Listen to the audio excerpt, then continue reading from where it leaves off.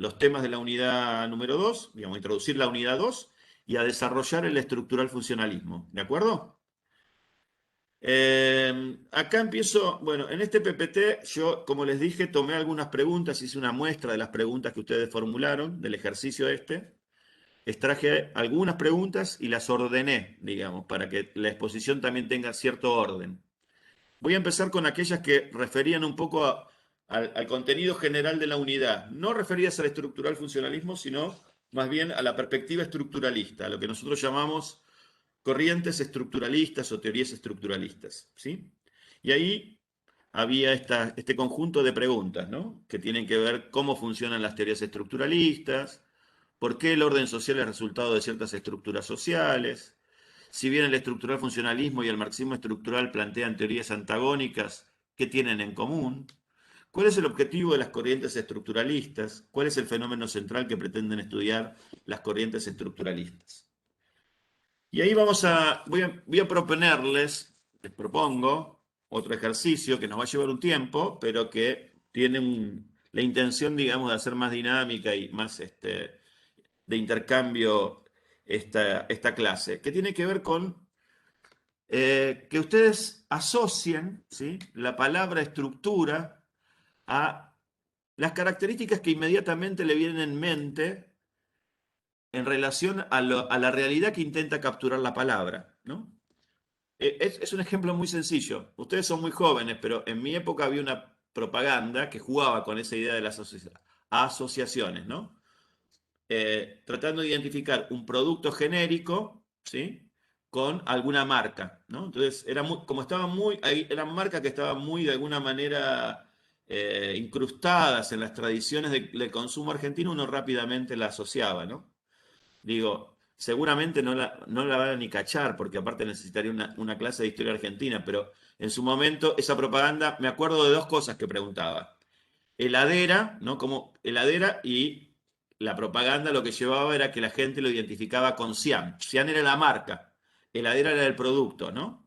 Y en algún momento también hubo otra, digamos, en la misma propaganda se preguntaba mayonesa, ¿no? ¿Y con qué la asocian ustedes la mayonesa?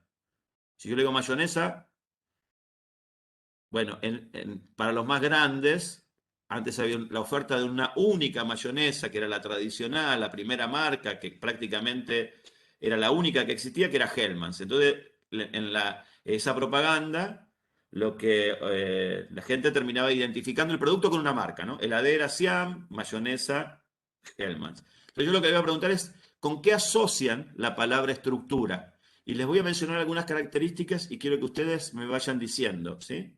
En general, características así libres son, pero que se asocian al uso de la noción de estructura. A ver, la primera, la estructura para ustedes, con lo primero que lo asocian, ¿es con algo rígido o flexible? Más bien rígido. Rígido, bien. Si yo les preguntaría, ¿con qué asociarían? ¿Con una estructura que es eh, áspera o suave? Áspera. Pa, esa genera áspera. Bien. Yo no estoy diciendo ni bien ni mal, ¿eh? Lo que quiero registrar es con qué lo asocian ustedes, ¿de acuerdo? No está ni bien ni mal. Lo que me interesa es el juego de asociación que hacen, ¿sí? ¿Es algo directamente observable o se esconde detrás de una fachada? Se esconde. Es algo que por ahí no lo vemos directamente, sino que podría estar, digamos, como la estructura de una casa podría estar de alguna manera oculta tras su fachada, ¿no? ¿Es algo fácilmente reformable o tiene cierta resistencia al cambio? No, Resistencia. resistencia al cambio. Bien. ¿Es algo que permanece en el tiempo o es efímero? Durable, como dicen en el chat. Perdurable, ¿no? Bien, perfecto. Bueno, justamente vamos a ver que en parte, digo, en principio es como si esto fuera la envoltura, digamos, de algo que es mucho más profundo. Pero algunas de las características con las que ustedes asociaron la noción de estructura o la palabra estructura, cosas que rápidamente ustedes asociaron, ¿no? Elementos característicos, algo que la definiría. Bueno, algunos de esos elementos están presentes también en la teoría social general, ¿no? Y van a ver, y espero que las puedan identificar a lo largo de la materia, ¿no? ¿Estamos grabando, Jennifer? Bien, Sí, estamos grabando. buenísimo. A ver, lo segundo que quería pasarles era un video, una parte del video no sé si lo habíamos subido al aula web, pero la idea es que lo tengan disponible. Es un fragmento de una conferencia que dio la antropóloga Diana Mafía en la facultad, en el marco de una capacitación a docentes y no docentes vinculado a la ley Micaela, que versa sobre violencia de género, ¿no? Y ahí les quería compartir unos minutos y después charlamos. Primero lo vemos, ¿sí?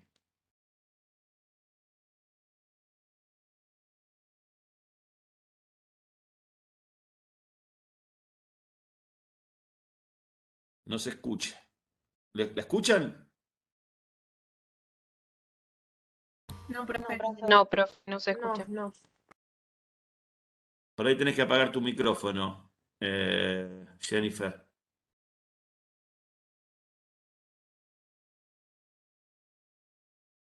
Perdón, de todos modos lo vieron para el práctico.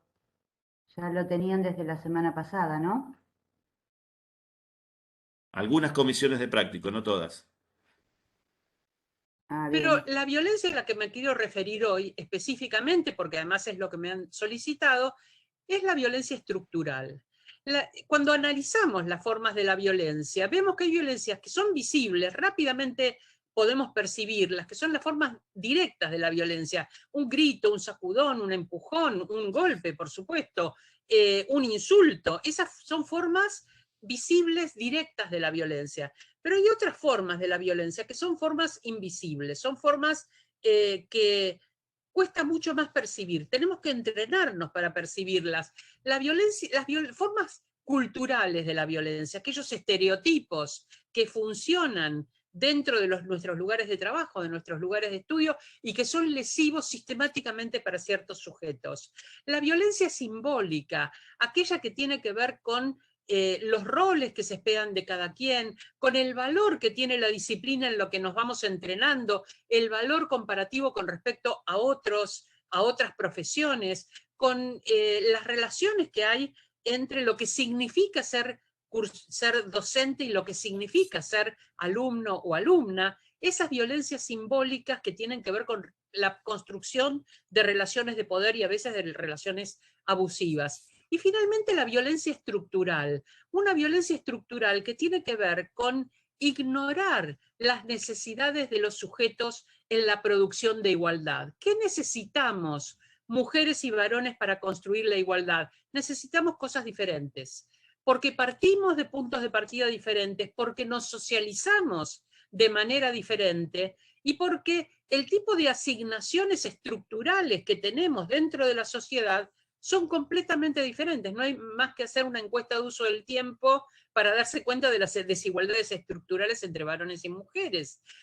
Más recientemente se comienza a hablar, por ejemplo, de las asignaciones diferenciales de cuidado, del acompañamiento a las formas de educación que hemos tenido el año pasado y este año, estas formas no personales de formación, la formación en línea, en la cual están habilitadas ciertas personas y otras no, en la cual son diestras ciertas personas y otras no, en la cual cuando hay niños y niñas en la casa a cargo generalmente de mujeres requieren ese doble tiempo del propio tiempo de formación o de docencia y el acompañamiento que en un 90% está hecho por mujeres a niños y niñas que deben cursar en línea y deben ser acompañados porque no pueden hacerlo de manera autónoma. Entonces, a esto me quiero referir, a estas violencias estructurales que generalmente no son visibles de manera directa, pero sí son visibles en nuestras experiencias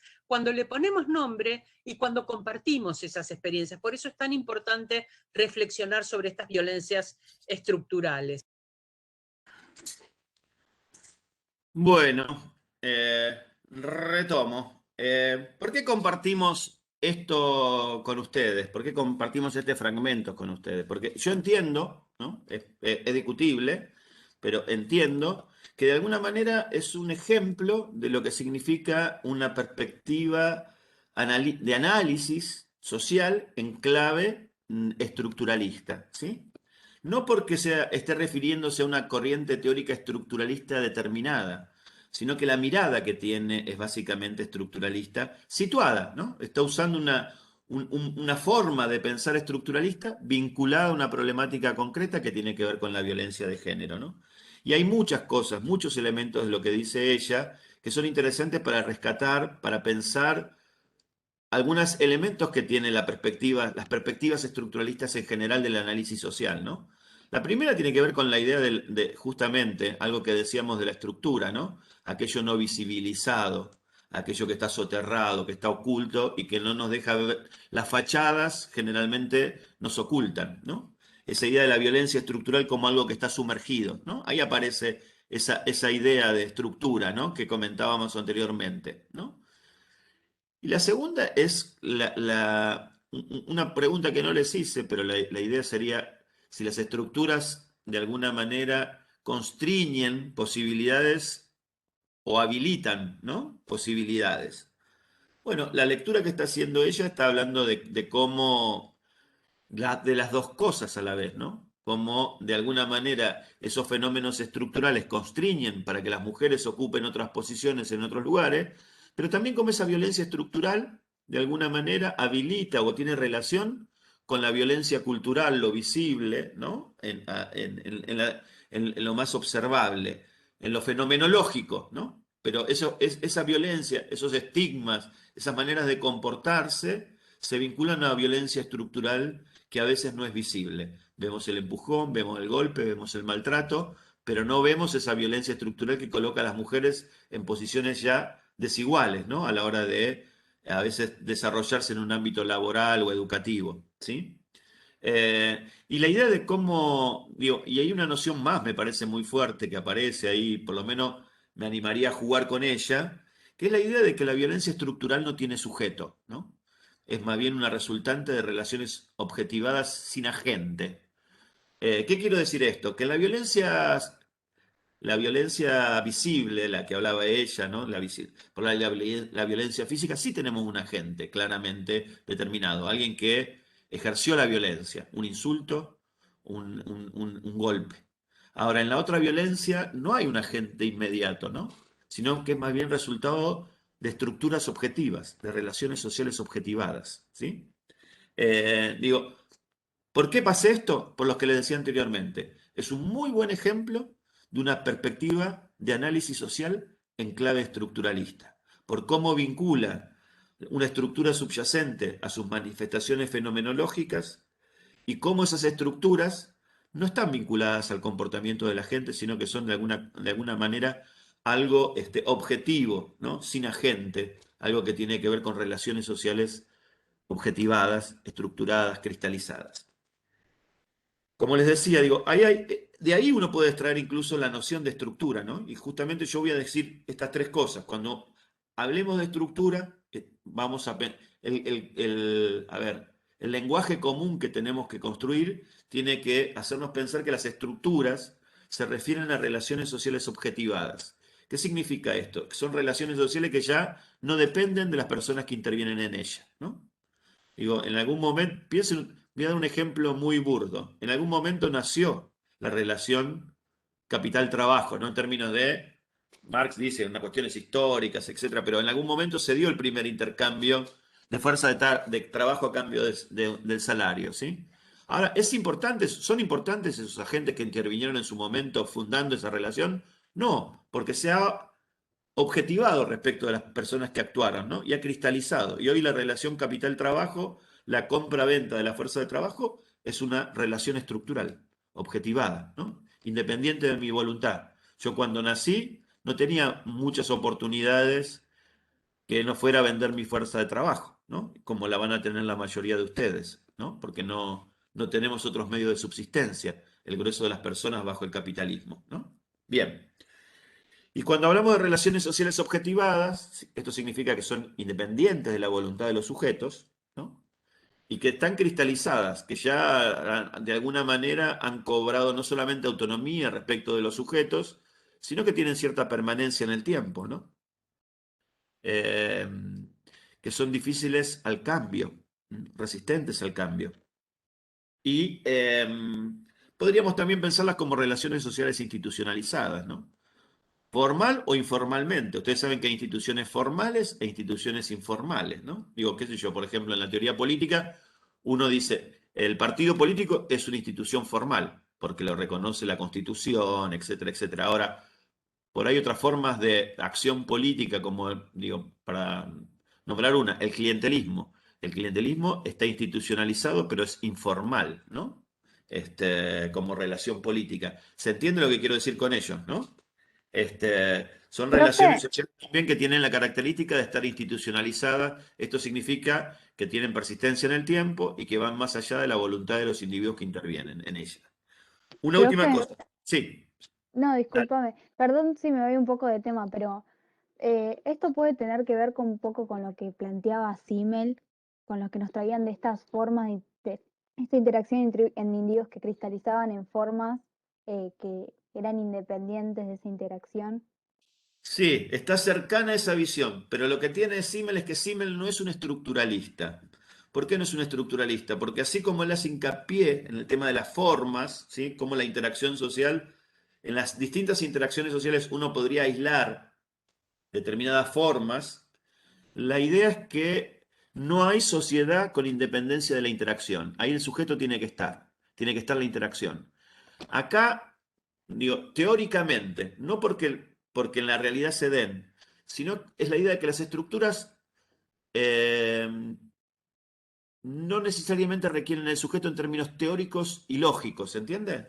Más bien el sujeto es una derivación y la interacción es una derivación de la estructura, en determinado momento al menos, ¿no?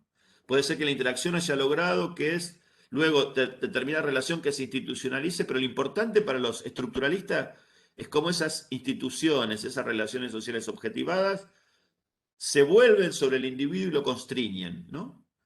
Y ahí, digo, dos cuestiones para pensar el tema. Ahora paso de la estructura al estructuralismo. ¿Qué plantea el estructuralismo, digamos, básicamente?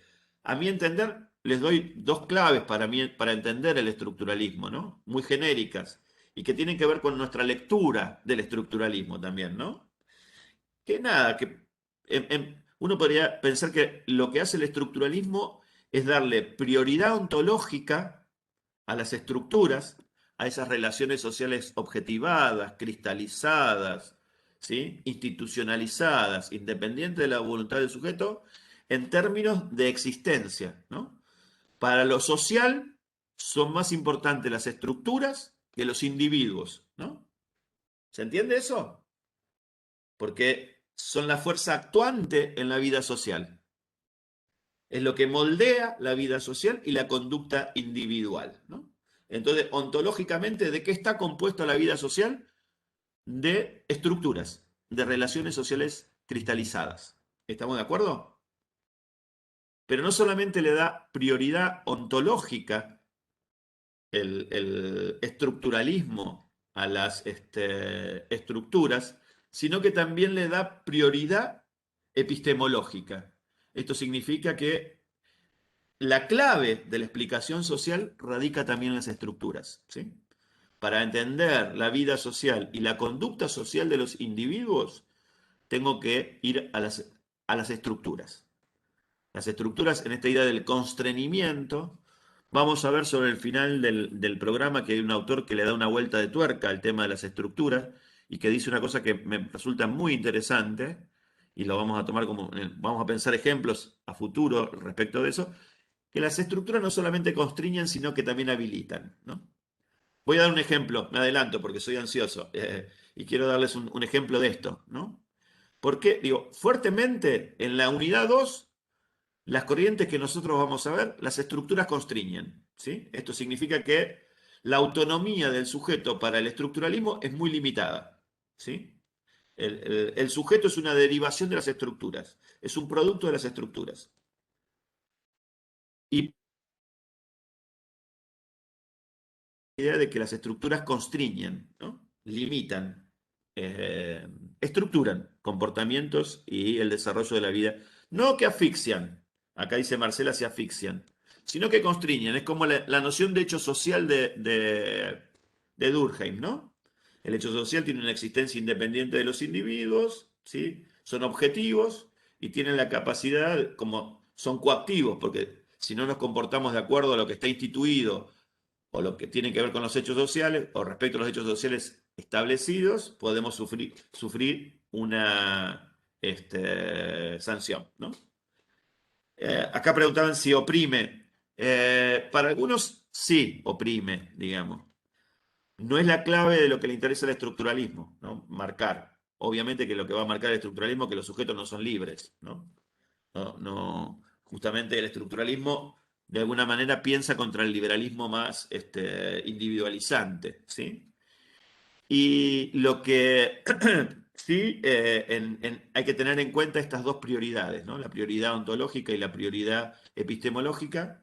Esto significa que la vida social está compuesta fundamentalmente por estructuras. Eso no significa que no haya sujetos, hay sujetos, pero fundamentalmente hay estructuras que tienen la vida social es animada por las estructuras, o sea, y la fuente de explicación también de la vida social son las estructuras, cuando uno piensa en que el estructuralismo le da prioridad epistemológica a las estructuras.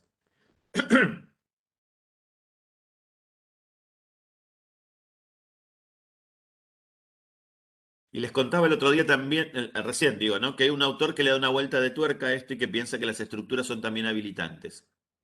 Y el ejemplo puede ser la currícula con la cual ustedes están cursando la materia, el plan de estudios, ¿no? El plan de estudio, ¿por qué los constriñe? ¿Ustedes pueden empezar cursando Trabajo Social 5? No, ¿verdad?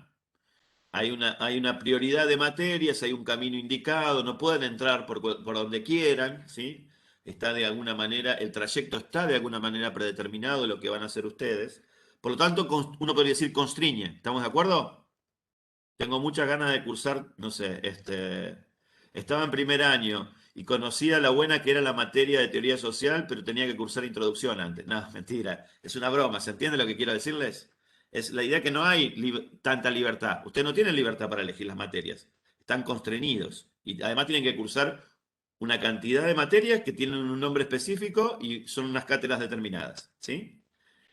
Y la otra, pero ¿qué diría y la vuelta de tuerca que le da Giddens, Anthony Giddens, que lo vamos a ver en la unidad 5? Es que las estructuras habilitan. ¿Por qué habilitan? Porque ustedes pueden ser docentes y yo puedo ser, perdón, ustedes pueden ser estudiantes y yo puedo ser docente porque hay una estructura que legitima nuestro accionar, permite esta práctica, ¿no? Habilita esta práctica, ¿no? De enseñanza-aprendizaje.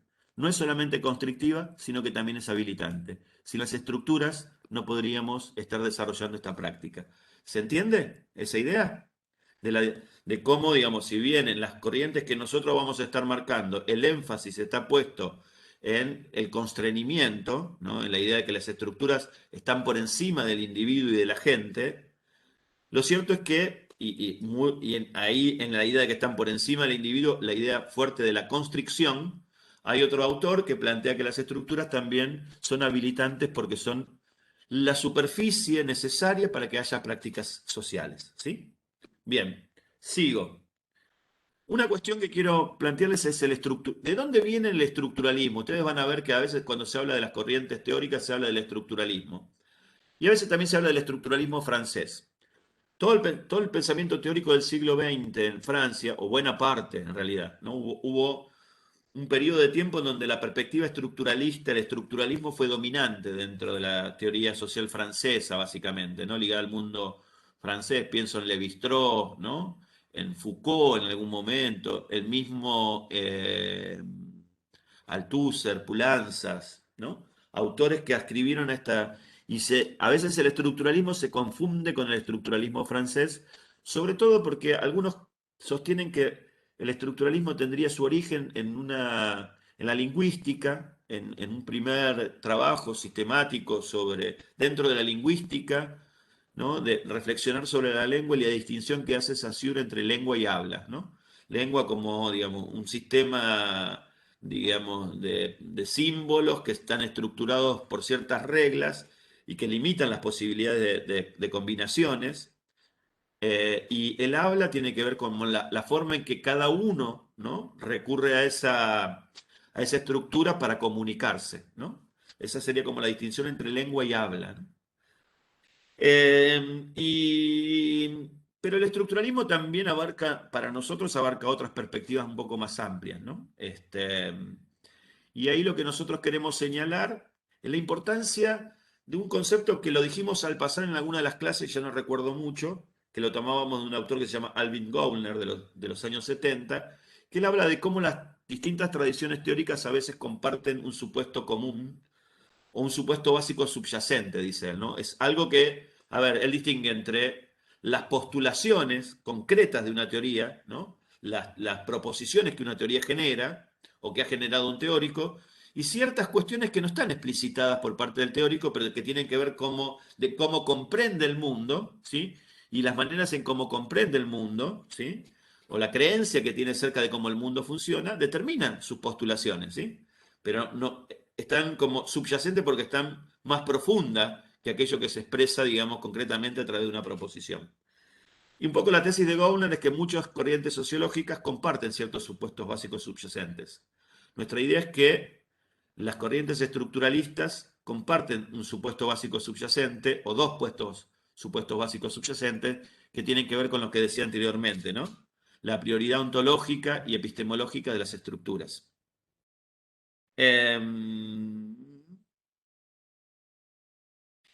Y hay una pregunta que quiero, a ver si podemos volvamos a las preguntas. Esta primera parte, ¿se entendió? Sobre el tema del estructura y estructuralismo.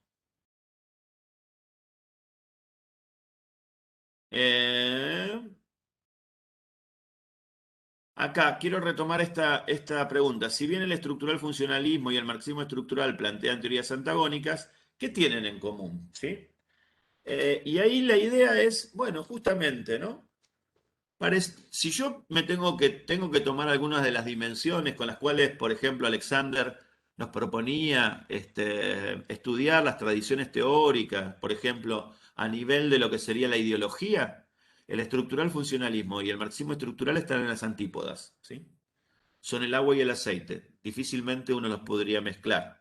Es más, muchos dirían que somos, o que soy, porque de esto me hago cargo yo, es muy audaz en juntar estos dos autores, porque ideológicamente, podríamos decirlo de antemano, Parson tiene un compromiso muy fuerte con el mantenimiento de la sociedad capitalista y Althusser es un impugnador de la sociedad capitalista, ¿no?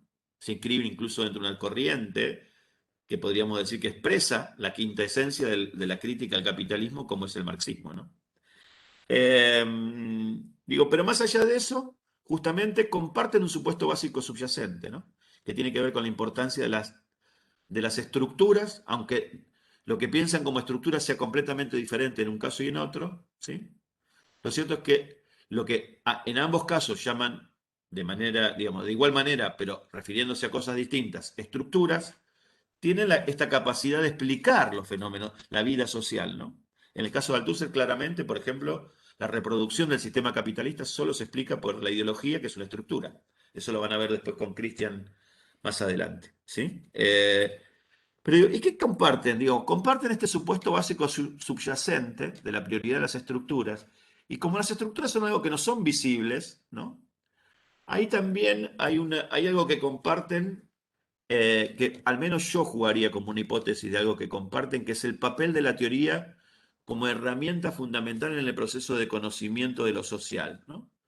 Porque como están ocultas las estructuras, no se pueden conocer mediante la observación nada más y solamente con el análisis empírico. hay que develarlas, ¿sí? Y ese esfuerzo de develamiento lo que requiere es fundamentalmente el uso de la teoría, ¿no?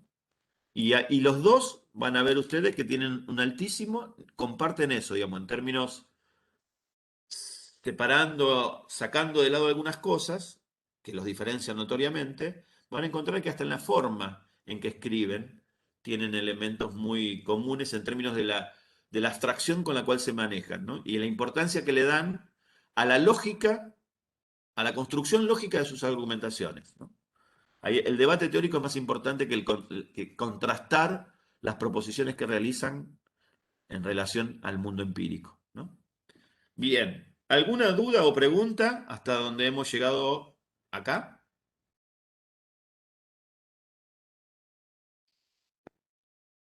¿Me No, fijo en profe, va re el... bien. Ninguna en el... Bien. Bueno, seguimos entonces y ahora sí vamos a entrar a estructural funcionalismo y vamos a ver algunas de las preguntas que formularon, no ya respecto del estructuralismo en general o de las teorías estructuralistas o las corrientes estructuralistas, sino de Parsons y el estructural funcionalismo. Voy primero por... acá hay tres grupos de preguntas, ¿no?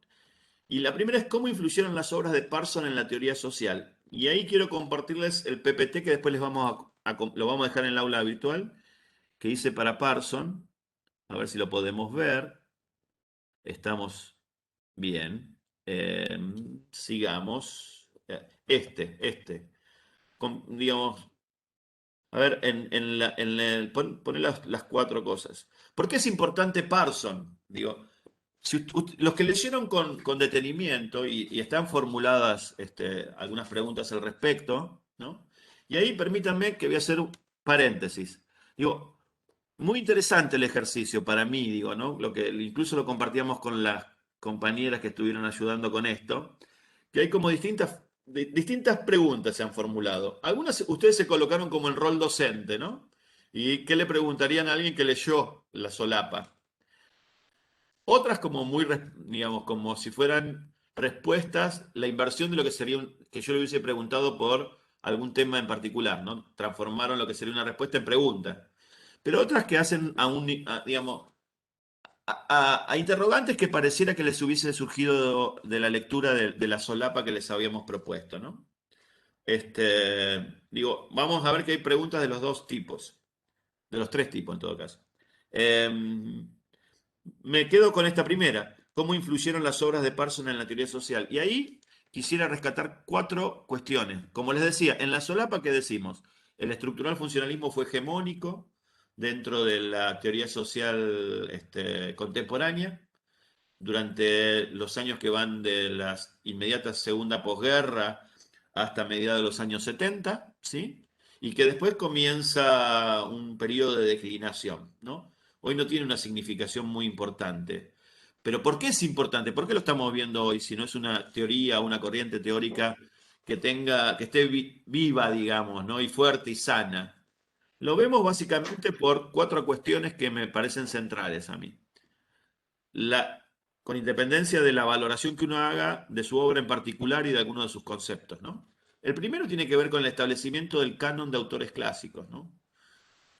En el primer libro, después lo voy a explicar mejor, pero él en el primer libro importante que saca la estructura de la acción social en el año 1937, lo que sostiene Parsons ahí es que un conjunto de autores que son fundamentales para él en su formación, Marshall, Pareto, Durkheim, Weber, habrían estado haciendo esfuerzos independientes por generar una teoría voluntarista de la acción. Él dice que hay una convergencia de estos autores en una teoría voluntarista de la acción y que tiene como supuesto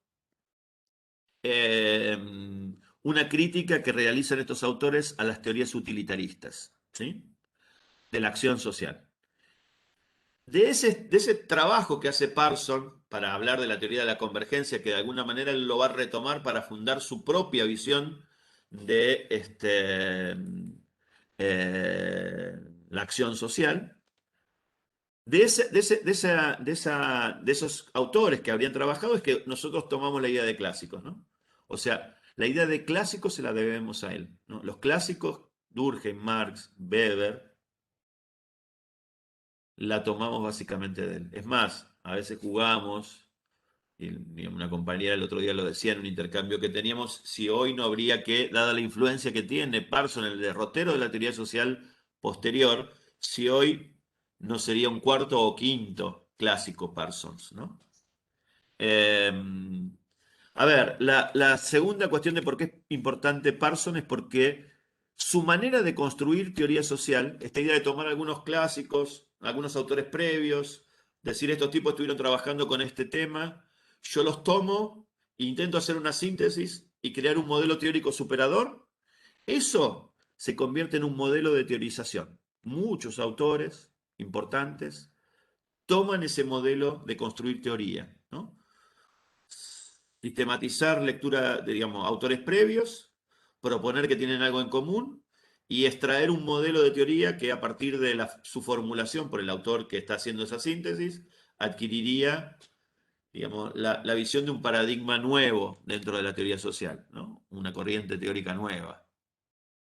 Incluso con la intención de de que sea definitiva. En Parson claramente, para él era, bueno, ya con esto la teoría había sentado las bases mínimas e indispensables para su desarrollo posterior, ¿no? La otra cuestión de por qué es importante Parson es porque se desplaza, el eje del centro, digamos, de producción teórica, se desplaza de Europa a Estados Unidos, ¿no? Y ahí, por lo tanto, la teoría social también va a encontrarse, va a recoger experiencias de vida de una sociedad nueva, ¿no? Una sociedad capitalista, obviamente, como la europea, pero en un contexto totalmente diferente. Eh, Parson lo que logra es eso, ¿no? El centro de la teoría se desplaza, digo, piensen ustedes, estamos hablando de Marx, Durkheim y Weber, autores europeos. Simmel, ahora estamos hablando de Parson, un autor norteamericano, ¿no? Y dada la influencia que tiene Parson en el desarrollo de toda la teoría social durante el siglo XX, por eso decimos que hay ese desplazamiento, ¿no? Estados Unidos se convierte en el centro de producción teórica mundial a partir de la obra de Parson, durante una buena cantidad de tiempo, o al menos oscurece el papel central y casi único que había tenido Europa, ¿no? Eso sin dejar, obviamente, planteando que es la versión oficial, ¿no? Hay otras versiones en donde hay otros pensamientos teóricos que, dada la construcción hegemónica y dominante en el campo de la teoría social, han sido ocluidos, ¿no? Eso siempre tenemos que pensarlo. Siempre les recomiendo un texto digamos, para trabajar el tema de las ideas y las teorías, que es un texto de Foucault, que se llama El orden del discurso, ¿no? Y como, digamos, toda esta proposición que estamos haciendo tiene un carácter positivo porque rescata a determinados autores o corrientes, ¿no? Pero también tiene un efecto negativo porque de alguna manera está ocluyendo otras posibilidades, ¿no? Tomar otros autores también. Y la otra cuestión, lo que les dije antes, ¿no? La última, el estructural funcionalismo fue la corriente teórica dominante del campo de la teoría social, por lo menos hasta los años 70, cuando empieza su declinación. Sigamos con la otra pregunta, tenía que ver con el contexto histórico de Talcott Parsons, ¿no?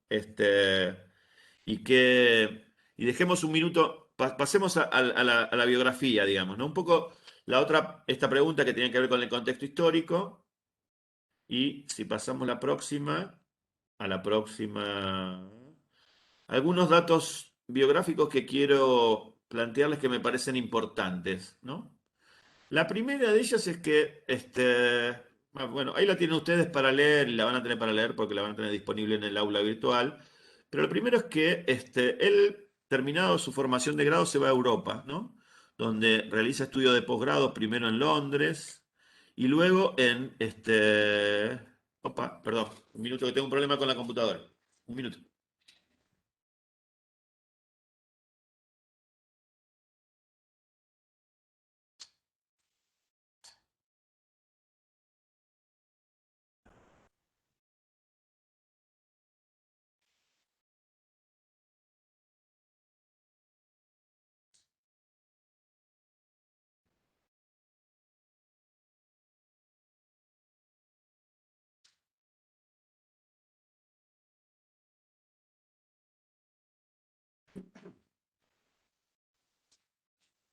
Bueno, listo. Solucionado. Bueno, ¿qué me parece importante de sus datos biográficos? Esto, su viaje a Europa, ¿sí? Su llegada a Alemania, porque en Alemania conoce la obra de Max Weber. Max Weber había muerto hace muy poco tiempo, de hecho conoce a Marianne Weber. Y es el primer traductor al inglés de la obra de Weber, ¿no? O sea, el Weber que conocemos generalmente es el Weber que ha sido traducido a partir de la traducción de Parson del alemán al inglés, ¿no? Y la otra cosa que me parece interesante de marcar son su ingreso a Harvard. Con su ingreso a Harvard y después de su, digamos, de las publicaciones de sus principales libros, Harvard se convierte en el centro de la teoría social global. Y importante marcar los años en los que aparecen sus dos principales libros. En el 37, La estructura de la acción social y El sistema social, que es publicado en 1951. ¿Y por qué es importante esto? Porque se vincula un poco las dos obras de Parson, estos dos libros, se vinculan a dos momentos de su desarrollo teórico y están también vinculados a ciertos aspectos del contexto histórico mundial que habría que remarcar, ¿sí? Y pasamos al la próxima diapositiva, que ahí marco dos cuestiones del contexto que me parecen importantes. A ver, la primera es que cuando él está formulando 1937, recuerdan ustedes, 1939, digo, 33, en el año, a ver, 22, 23, accede Mussolini al poder, en el 25, 26 se declara, digamos, el régimen fascista, se termina la democracia liberal en Italia, el fascismo de alguna manera alienta otros movimientos nacionalistas en el resto de Europa. En el 18 había terminado la Primera Guerra Mundial con una derrota estrepitosa por parte de Alemania, que había también generado una serie de polarizaciones sociales, nacionalismo, etcétera, etcétera. En el año 33, digamos, en el 17 está la Revolución Rusa, ¿no? Que termina con el régimen zarista, que es una forma, digamos, de organización social y política alternativa al liberalismo y al capitalismo. Y tenemos también en el año 33 el ascenso de Hitler al poder. 39 estalla la Segunda Guerra Mundial y en el 45 termina, ¿no? Digo, ¿qué influyó fuertemente en su obra en el año 37? Bueno, el ascenso de los movimientos totalitarios, ¿no? Por un lado, digamos, básicamente lo que era el nazismo y el fascismo, ¿no? En el sentido de que lo que estaban demostrando era de alguna manera la declinación del liberalismo político, ¿no? Y del liberalismo económico también, porque ustedes, si tuvieron historia, recordarán que en el año 30 ocurre la crisis mundial, ¿sí? Que modifica fuertemente el vínculo entre el Estado y el mercado, ¿no? Y de ahí surgen una serie de políticas económicas que van a refundar el rol del Estado. ¿Mm? Y la otra cuestión es que en el segundo libro, el del año 51, estamos en un horizonte completamente distinto, ¿no? Al del 37. ¿Por qué? Porque los movimientos totalitarios han sido derrotados, ¿no? Hitler y Mussolini pierden la guerra, Estados Unidos se convierte en la potencia hegemónica mundial, ¿sí? Y tiene digamos, un estado antagónico que va a ser la Rusia soviética, ¿no? Y en ese contexto es que también se alumbra el estado de bienestar, ¿no? Que seguramente algo habrán visto en alguna de las materias hasta ahora, pero que combina, digamos, para decirlo en términos de Hobsbawm, crecimiento económico y distribución de la riqueza, ¿no? Y eso hace que el ciclo del estado de bienestar sea un ciclo que Hobsbawm ya lo plantea en términos del ciclo dorado del capitalismo en el siglo XX, ¿no? Y que coincide con el estado de bienestar, digo, y ese estado de bienestar se tradujo, digamos, en una baja sustantiva de la conflictividad social y en una integración bastante importante de la clase trabajadora, ¿no? Algunas de sus aristas más antagónicas con el capital quedan limados y algunos incluso empiezan a hablar de la integración de la clase trabajadora al sistema capitalista, ¿no? Digo, qué sé yo.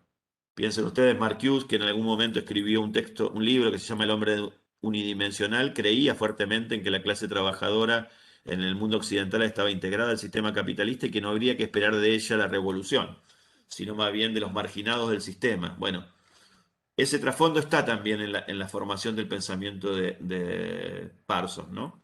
Su segundo libro coincide justamente con la hegemonía estadounidense y la consolidación del estado de bienestar y cierto progreso económico que se consolidó con distribución de la riqueza y baja de la conflictividad social.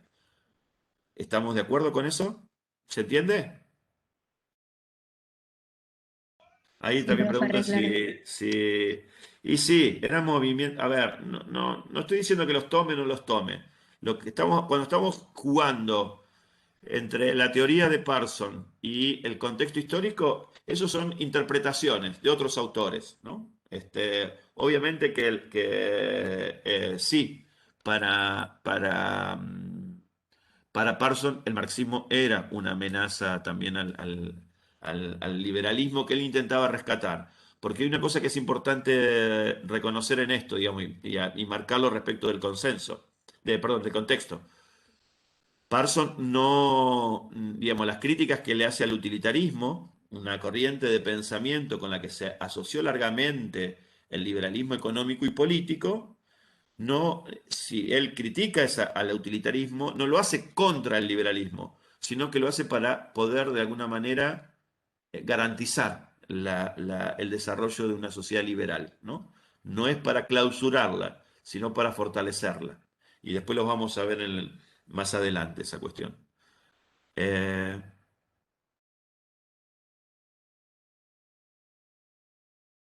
y ya acá pregunta, a ver,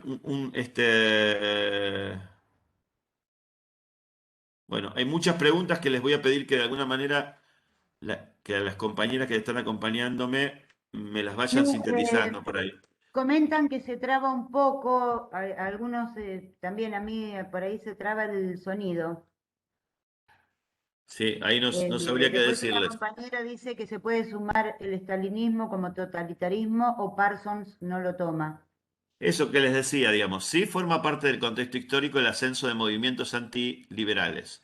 En un caso de derecha, como lo que sería el nazismo y el fascismo, y en otro caso de izquierda, como sería el estalinismo, ¿no? Pero claramente el estalinismo no es liberal, ¿sí?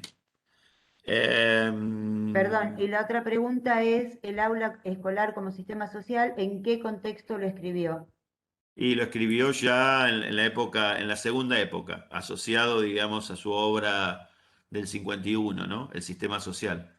Porque ahí toma justamente las ideas de rol, estatus, ¿no? Que fueron alumbradas muy vinculadas a su segunda gran obra, ¿sí? Sigo un poquito más porque ya me quedo sin voz. Lo lamento. Avancemos un poquitito más con las preguntas. A ver, sigamos con las preguntas de la filmina anterior, de la diapositiva anterior.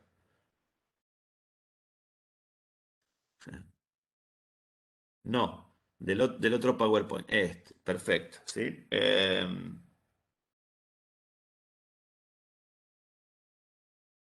Acá que tiene que ver, el segundo, y termino con esto, y retomamos la clase que viene. Eh, este tercer grupo de preguntas. ¿Cuáles se podría decir que son las... Opa, me las corrieron justo. Estas cuatro de esta última... Ah, perdón. Ustedes no me ven. Estas cuatro. ¿Me ven? ¿Ven cuando yo muevo el...? No, ¿no? Bueno, lo mueve... Bien, las cuatro últimas. ¿Cuáles se podrían decir que son las dos principales preocupaciones abordadas por Talcott Parson? Ah, una cosa. Los errores de ortografía y sintácticos son de ustedes. Las copié tal cual, ¿eh? Ahí revísense.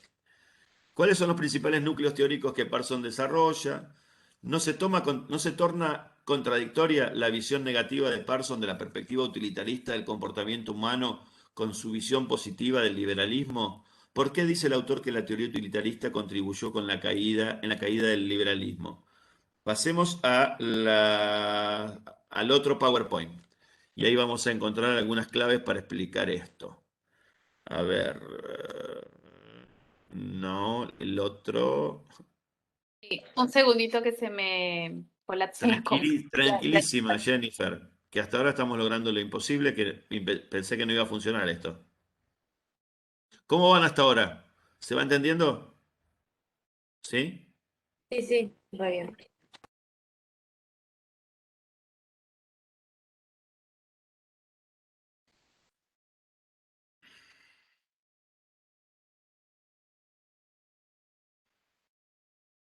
La próxima, esta no, la otra, la siguiente. A ver, sí, esta, a ver, ahí. ¿Cuáles serán las grandes preocupaciones de Parsons, ¿no? Yo creo que él tendría, digamos, una gran preocupación teórica, obviamente que estaba preocupado por la cuestión que tenía que ver con generar, digamos, una teoría definitiva dentro del campo de la teoría social, ¿no? Y hacer una síntesis de los desarrollos que venían hasta ese momento. Y ahí, digamos, la preocupación central tiene que ver justamente con esto, ¿no?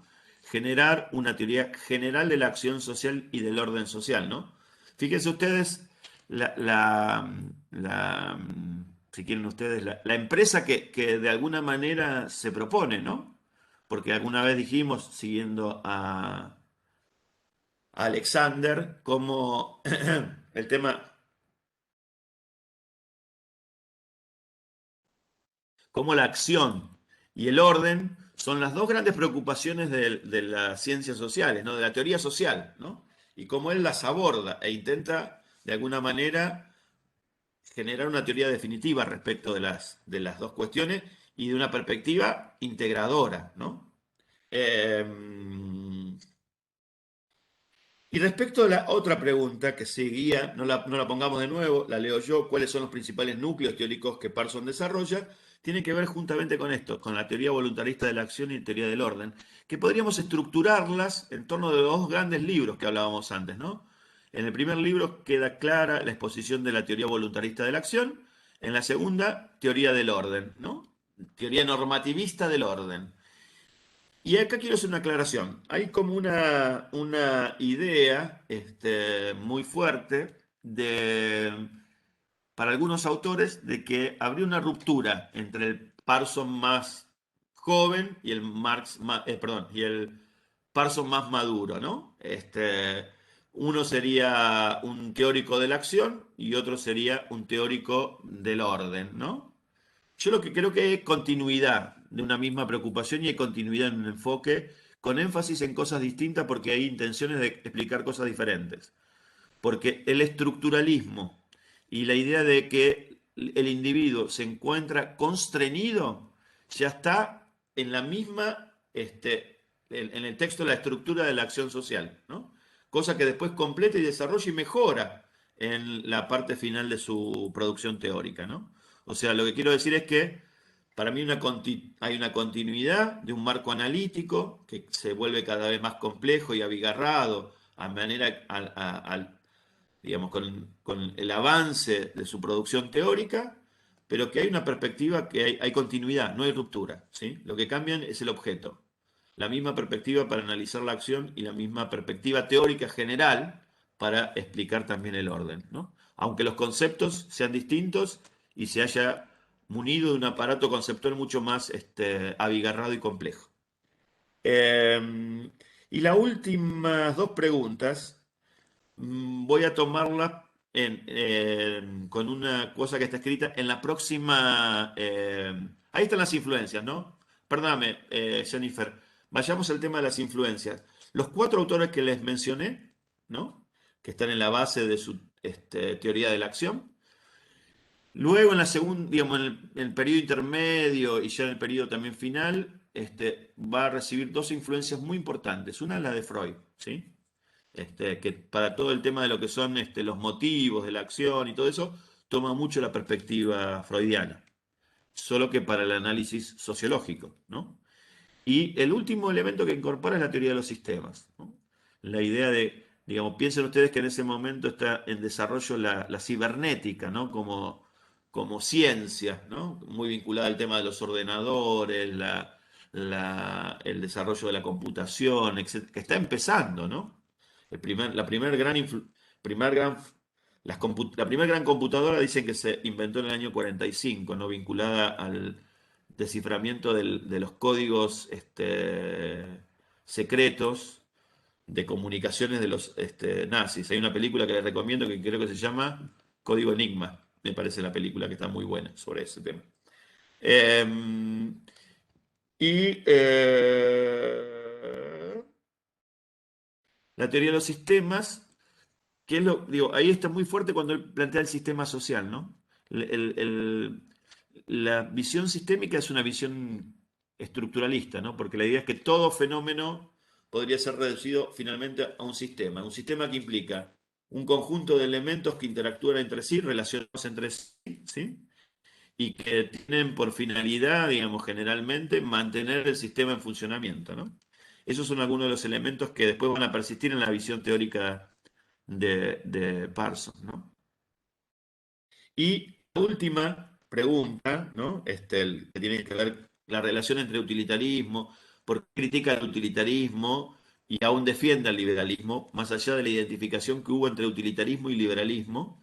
Si querés, pasemos al otro punto, a la otra diapositiva, que tiene que ver con lo siguiente, ¿no? La crítica al utilitarismo. ¿Qué planteaba el utilitarismo? Y dejo acá, porque esto es como el núcleo. Si llego acá, después lo demás lo vamos a ir comprendiendo mejor. A ver, las corrientes utilitaristas lo que planteaban eran que los individuos nos movíamos básicamente tratando de maximizar placer y evitar dolor, ¿no? El hombre es un animal que lo que busca es alcanzar grados más importantes de satisfacción y evitando todo aquello que le provoca displacer, ¿sí? Y en el comportamiento con otros, lo que hace generalmente, digamos, ¿cómo lo piensa el utilitarista? El utilitarista piensa que en los intercambios con los otros lo que vamos a intentar es maximizar nuestro beneficio, ¿no? Tratando de pagar la menor cantidad de costos posibles, ¿sí? Y ahí el utilitarismo, muy asociado a las corrientes económicas liberales clásicas, ¿no? Cuando ustedes tengan economía política van a ver que uno de los fundadores de la economía política contemporánea, Adam Smith, era utilitarista, ¿no? La idea de que de su defensa del mercado tiene que ver justamente con eso, ¿no? El hombre economicus, digamos, el homus economicus que está detrás de la teoría smithiana, tiene que ver con eso, ¿no? Para Adam Smith, las personas buscan maximizar sus intereses, tratando de pagar los menores costos posibles. Eso trasladado a un comportamiento de mercado hace que cada uno busque su propio beneficio, su propio interés, ¿sí? ¿Cuál era la idea de Adam Smith? Dos cosas. La primera, un corolario que salía de esa visión del homus economicus, era que cuando nosotros buscábamos nuestro interés personal sin quererlo, contribuíamos al bienestar general, ¿no? Porque en la búsqueda de nuestro propio interés individual, la economía de alguna manera se movilizaba y eso hacía que la riqueza general ascendiera, ¿no? La primera cuestión, ¿no? La segunda cuestión era que el mercado, en términos de acciones espontáneas de las personas tratando de maximizar sus intereses, era la mejor institución social, ¿no? El mercado era lo que mejor se acercaba a la naturaleza humana, a este hombre que lo que busca es maximizar placer y evitar privaciones, porque a través del mercado permitía racionalizar la búsqueda del interés, ¿no? Y un mercado que fuera libre, que no hubiese coacciones de ningún tipo, cada uno podía buscar su interés de manera autónoma, libre y de alguna manera las posibilidades de concretar su propio interés descansaban solo en el esfuerzo individual.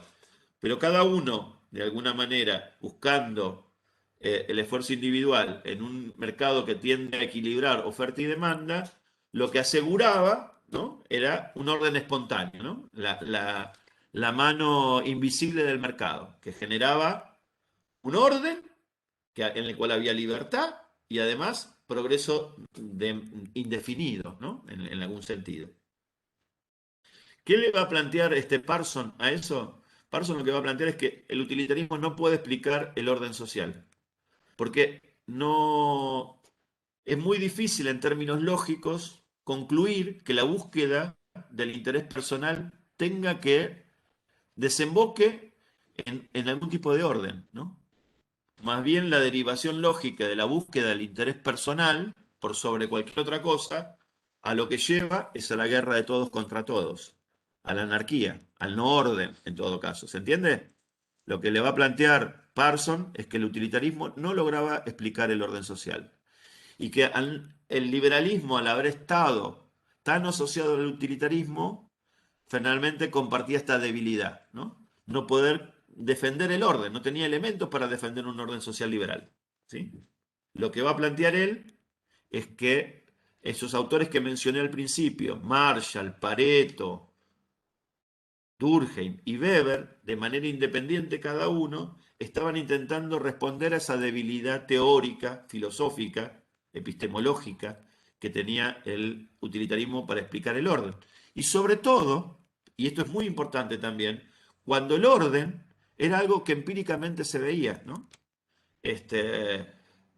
Lo que se ve es que las sociedades tienen patrones recurrentes de comportamiento y que no prima la guerra de todos contra todos, ¿no?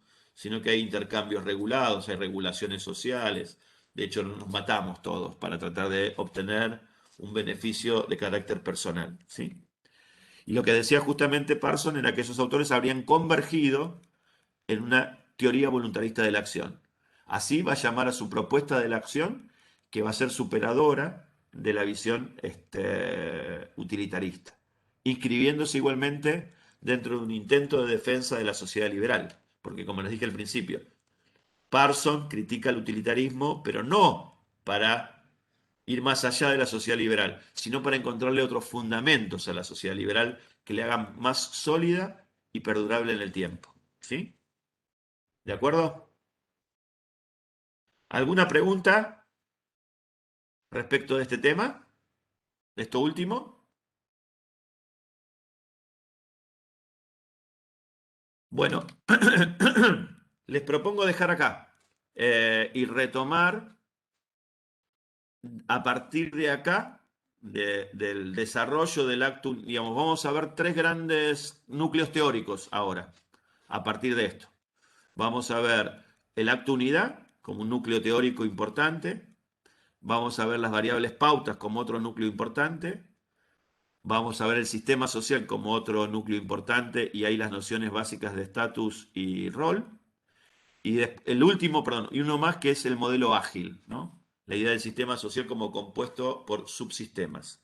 Esos cuatro nódulos o nodos temáticos los desarrollamos en la última clase junto con las críticas que se le desarrollaron y una especie de balance que hacemos, ¿de acuerdo? Esos son los temas que nos quedan para el martes que viene.